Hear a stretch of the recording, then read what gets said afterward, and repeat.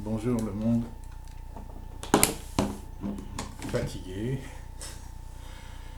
Ça fait plus d'un mois que j'ai pas fait de vidéo et on va faire celle-là en tant que suite de la précédente, c'est-à-dire celle qui a été publiée si je me trompe pas, le 21 janvier de cette année. Alors, donc dans cette vidéo, la précédente, donc celle sur laquelle on revient, on avait parlé de l'importance du travail de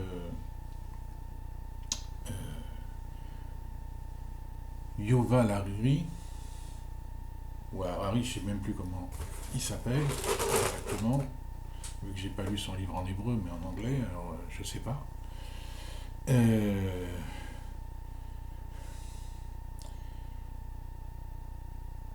donc il a été qualifié, comme on l'avait dit, de penseur le plus influent, pas le plus grand penseur, mais le penseur le plus influent de l'époque. Pourquoi? Parce qu'il a réussi, comme on l'avait déjà dit, à synthétiser le, comment je veux dire, ce qui se passe aujourd'hui dans le monde, dans quelle direction on va, et donc à identifier aussi dans sa thèse le vecteur force qui conduit à ça.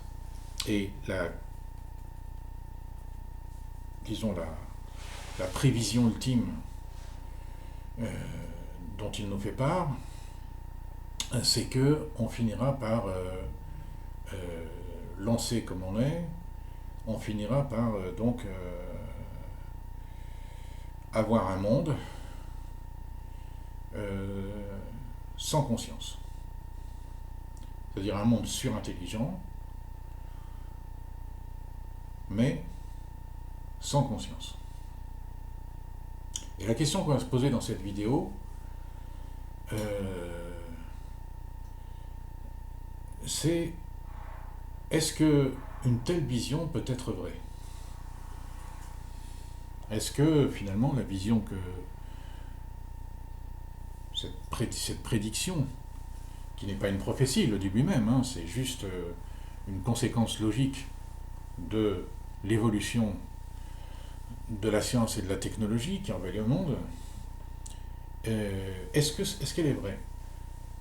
Et évidemment, pour savoir si elle est vraie, nous en tant que juifs, eh ben, on va regarder dans la Torah.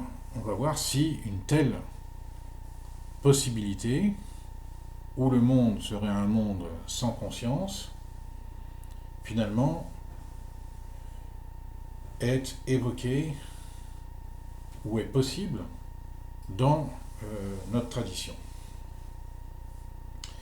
Alors pour ça, euh, on va se référer, on va revenir en se référant à un dire de nos sages que comment Akadosh Baruch Hu, comment Dieu a créé le monde, eh bien en regardant dans la Torah. Comme c'est très connu cet adage, Istakel Beoraita ou Bara Alma. Il a regardé dans la Torah et il créa le monde. Alors comment on comprend euh, ce, euh, ce, ce dire de nos sages? Bien très simplement, Dieu a regardé dans la Torah et il a créé le monde, c'est-à-dire qu'en fait le monde est une émanation de la Torah qui en est le plan. Exactement comme un architecte qui veut construire un bâtiment complexe, bah, il est obligé d'en faire le plan. Il ne va pas commencer comme ça, sans y avoir réfléchi auparavant. Et en réalité, donc, la réalisation n'est que la transcription dans le réel, dans trois dimensions, on va dire, de ce qui avait déjà été envisagé en deux dimensions.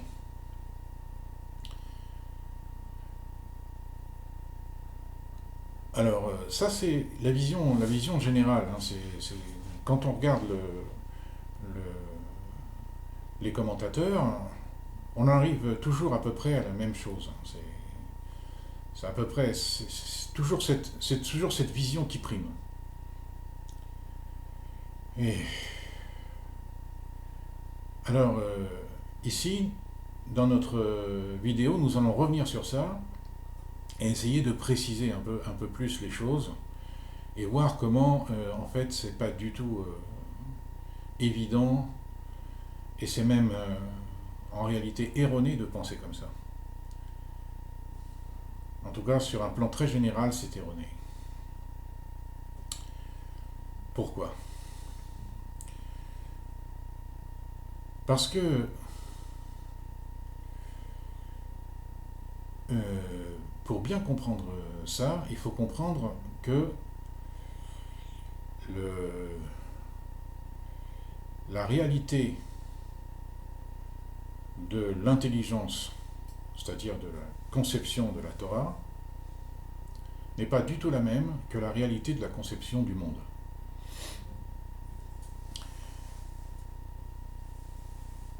Alors, sur ce qu'on va dire maintenant, je me base sur les écrits de Rebbe Isaac Mihomil,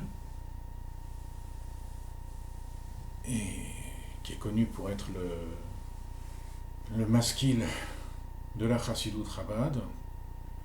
Et effectivement, quand on lit sa Chassidut, on voit que quelque part, il n'y a pas plus profond que ça, quoi. Et donc, on va essayer de revenir sur cette conception que l'on peut avoir du monde à la lumière de Rebbe Isaac Mihomil.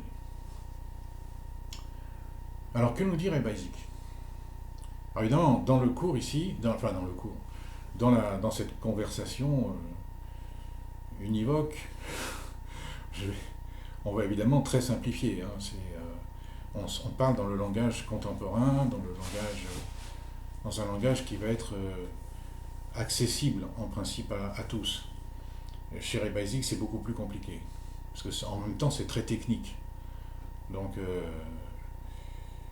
on va faire un effort et essayer d'amener à une compréhension un public beaucoup plus large que ceux disons, qui maîtrisent déjà au moins l'hébreu. Parce que, évidemment, ces ouvrages-là ne sont pas traduits, et je me demande même s'ils sont traduisibles. Certainement pas. Alors, donc, que nous dit Rebbe Isaac? Rebbe Isaac nous dit qu'en réalité, il y a un verset qui parle de Chochmot au pluriel. C'est-à-dire, ici on va traduire Chochma par intelligence, on ne va pas rentrer dans le détail. C'est pas le point. Donc il parle de Chochmot. Chochmot Bachutz. Des Chochmot qui s'expriment en quelque sorte dans l'extérieur. C'est-à-dire qu'ils s'expriment tout simplement. Et il nous dit que ces Chochmot, le mot Chochma, donc le Chochmot, ce sont des désintelligences. Et évidemment, quand on n'a pas de précision sur le nombre d'intelligences auxquelles on fait référence, eh bien c'est toujours deux. Un cla, là, c'est une généralité. Donc quand on a un mot pluriel ici, comme ici, où il n'est pas précisé combien il y en a, ben en fait c'est deux. Et c'est quoi ces Chochmot? Il nous explique qui sont radicalement fondamentales dans leur façon de procéder. C'est Chochmat HaTorah, donc l'intelligence de la Torah, comme on l'a déjà mentionné, et l'intelligence de Maaseh Bereshit, et l'intelligence donc de la création. Création quoi, de l'univers, du monde. Et la différence essentielle qu'il y a entre ces deux Chochmot, une différence fondamentale, c'est qu'il qualifie la Chochmat HaTorah, donc l'intelligence de la Torah, de Chochma Borura, de Chochma d'intelligence claire, et la Chochma de Maaseh Bereshit, d'intelligence de Chochma chez Eina Borura, d'intelligence qui n'est pas claire. Alors, il faut savoir ce qu'il veut dire. Qu'est-ce qu'il veut dire par intelligence claire, intelligence qui n'est pas claire? C'est pas que le monde est mal pensé. C'est évidemment pas ça. c'est quoi? C'est que une intelligence claire, dans sa définition, c'est une intelligence qui révèle sa vérité sans avoir besoin d'être exprimée dans la réalité qu'on connaît. Par contre, une intelligence qui n'est pas claire, c'est une intelligence qui, pour révéler sa vérité, pour révéler sa pertinence, a besoin de trouver une expression dans la réalité.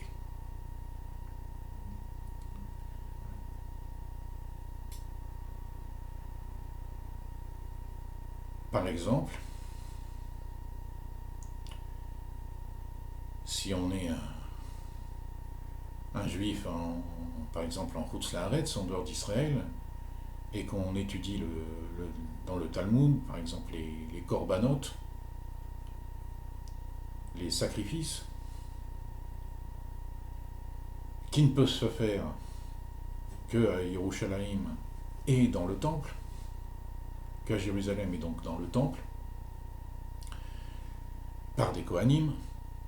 Si on étudie ça, en dehors d'Israël, eh bien c'est considéré, et qu'on n'est pas Kohen en plus, eh bien c'est considéré comme si on avait effectivement apporté un sacrifice avec le bénéfice que l'on peut en avoir.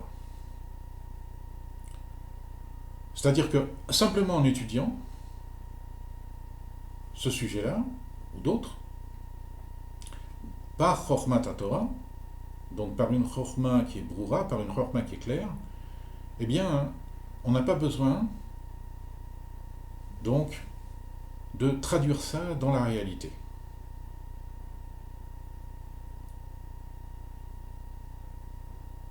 C'est-à-dire, la réalité ici, c'est ce qui est perçu comme étant a priori en différence avec moi. C'est-à-dire que quand on dit Chokhmot Bachutz, les Chokhmot sont à l'extérieur, c'est pas le même extérieur. C'est-à-dire que la Chokhma de Maaseh Bereshit, elle est dans une réalité qui est en différence avec moi. C'est-à-dire que je ne peux pas considérer la réalité comme étant a priori moi-même. Par contre, quand je pense, je suis encore en pensée de Torah, je suis aussi Bachutz, mais Bachutz Bifnim, à l'extérieur, à l'intérieur. Et donc, là, je peux considérer encore que je suis encore en symbiose avec moi-même, par rapport à cette réalité. Et donc, la Chokhma de Maaseh Bereshit, elle a besoin donc d'une expression dans la réalité. Et l'exemple qui est donné par Rebbe Isaac à ce propos, c'est par exemple quelqu'un qui reçoit une injonction de son rabbi. Eh bien, cette injonction-là, il va être obligé de la recevoir dans quasiment tous les cas avec un bitul et kabbalatol, c'est-à-dire avec une annulation de lui et en le prenant comme un joug. C'est-à-dire qu'il n'en aura pas la compréhension. Bien sûr, il pourra essayer de s'imaginer, mais en fait, pour arriver à la pertinence de la vérité de cette injonction, il sera obligé de la réaliser. Et dans la réalisation, quand il va la réaliser, eh bien, il va se rendre compte, par son effet sur la réalité, à quel point cette injonction était vraie. Donc on a ici deux formes de Chokhma, d'intelligence complètement différentes. Une qui a besoin d'une expression dans la réalité, Maaseh Bereshit, et l'autre qui n'en a pas besoin.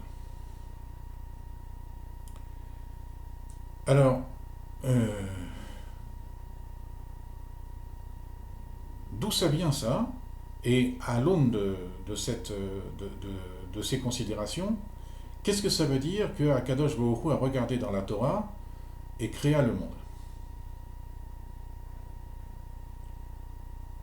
On a donc ici deux conceptions d'intelligence qui sont très très différentes, et même opposées, puisqu'une a besoin d'une application dans la réalité, telle qu'on l'a définie. Alors,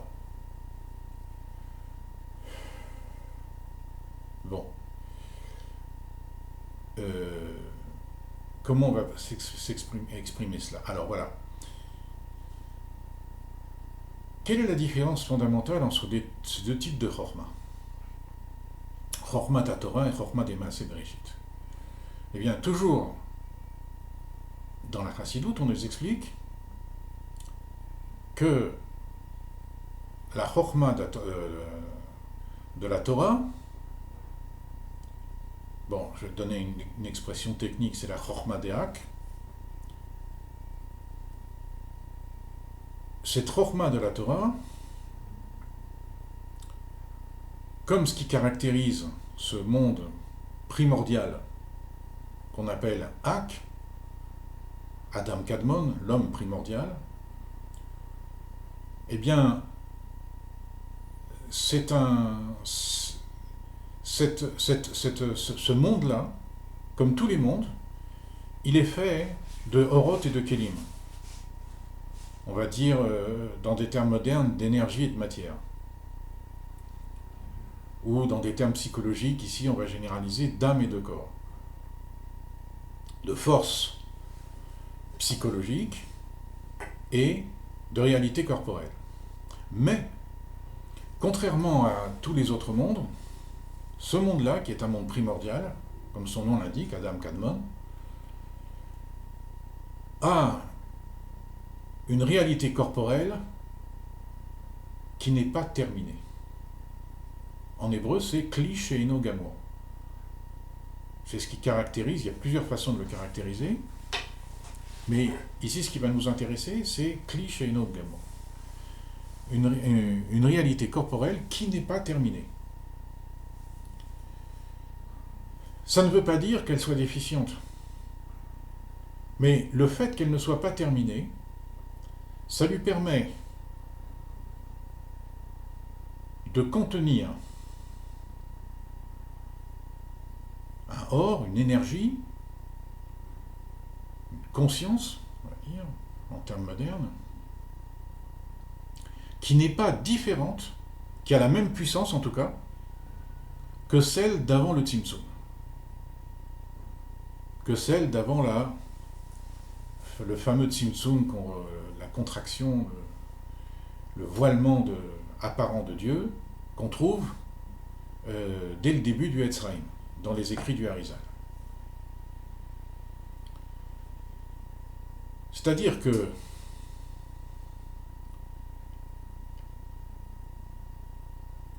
la différence qui existe, enfin une des différences qui existent entre le Or En Sof chez l'Ifnei HaTzimtzum et le Or HaKav, donc la lumière qui est avant, la conscience qui est avant le Tzimtzum et la conscience d'après le Tzimtzum, le Or HaKav le Kav étant aussi une autre appellation qui désigne, en général, ça désigne Adam Kadmon, mais son intériorité. Mais ici, on va généraliser. Quelle est la différence? C'est que avant le Tzimtzum,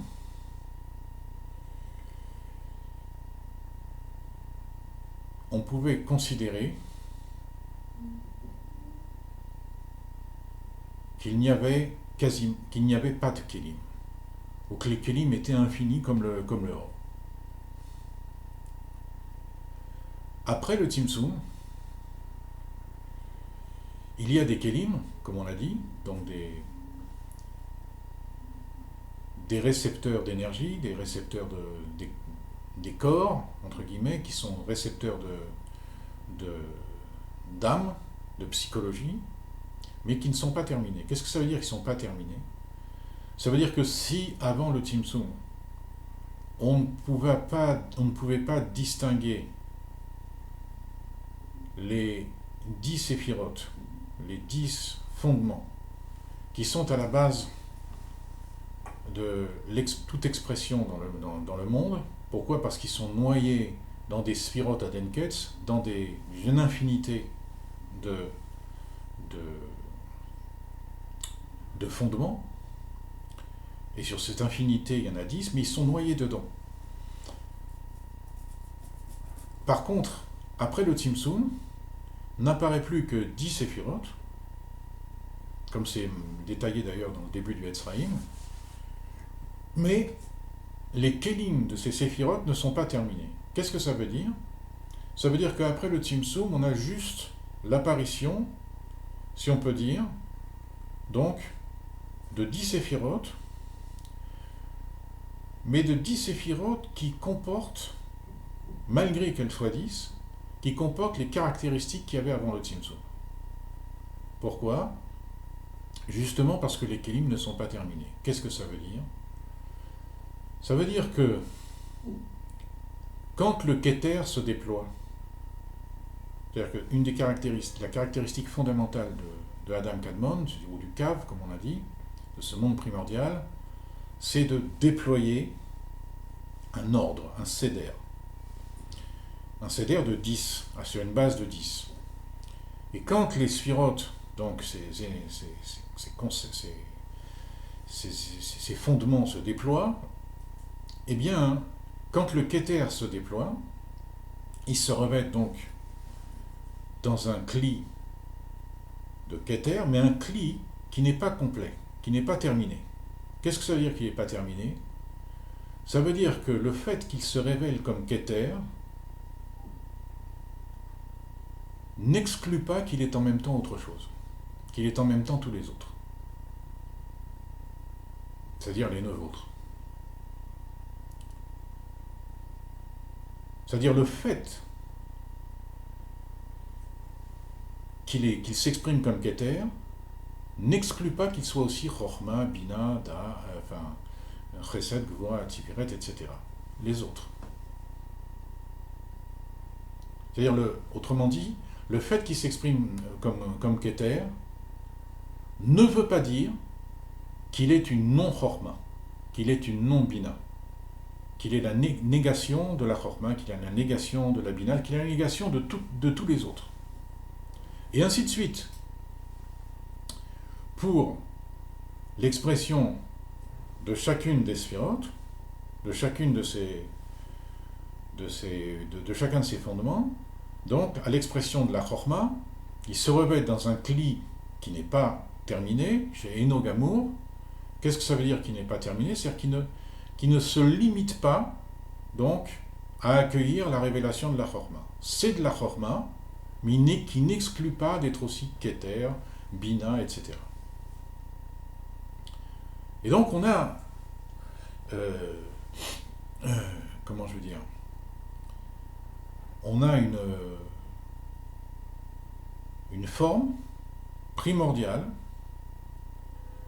qui, de la même manière que les 10 sphirotes avant le Tzimtzum, dans le Or Ein Sof, c'est-à-dire lorsque les choses étaient encore à l'état infini, se confondent avec tout le reste, si on peut dire que lorsque de l'infini on sélectionne quelque chose et que ce qui reste est un reste, ce qui reste est toujours infini, donc en fait on n'a rien changé. Et les sphirotes, donc les 10 sphirotes sont imperceptibles. C'est-à-dire, c'est pas qu'avant le Tzimtzum, il n'y avait pas de conception du monde, il n'y avait pas de conception du tout, mais il n'y avait pas de place, comme c'est marqué dans la Chassidout, il n'y avait pas de place pour cette conception. Lo haya makom le amidat haolamot. Avant le Tzimtzum, il n'y avait pas de place. À cause de ça. Et après le Tzimtzum, donc on garde cet état de primordialité à travers la révélation de 10 séphirotes qui chacune, dans leur expression, n'exclut jamais toutes les autres.